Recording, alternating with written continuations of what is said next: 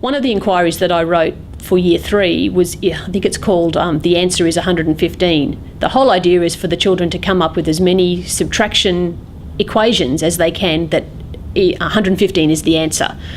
Generally, when I've used it in classrooms, the first one they come up with is 116 take away 1, subtract 1, and then they realise they can do 117 subtract 2 and 118 subtract 3. So they start to see the pattern, and by recording all of the different equations, they start. And I would have thought that might be a little bit boring, perhaps, but the grade 3s that I worked with at one stage just loved it. And when I asked them did they want to stop, I was told no, that they wanted to keep going until they'd at least fill up a page in their book. There was one little boy who wanted to put 1,000 in his question, and he didn't know what number to subtract from 1,000 to get the answer to be 115. So I asked him, does he have a calculator? This is a good activity to bring calculators out, because the focus is not to get children doing all the calculations, it's actually getting them to see the pattern and recording equations.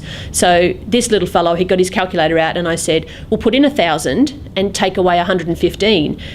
And he stopped and he said, no, but I want 115 to be the answer. I said, yes, I know, just a sec, try this. So he put in 1,000, subtract 115. I said, now write down that number.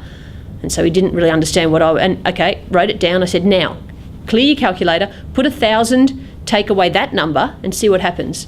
And of course the answer was 115, and he was just amazed that he knew addition you could turn around, but he didn't understand that the two parts of subtraction, when they're taken away from the total, can be in any order. So then he was off, and he started to write 1,000,000 and a whole lot of numbers, that whatever you needed to take away from that to get 115 as the answer. So he learnt something about mathematics that perhaps he might not have noticed before.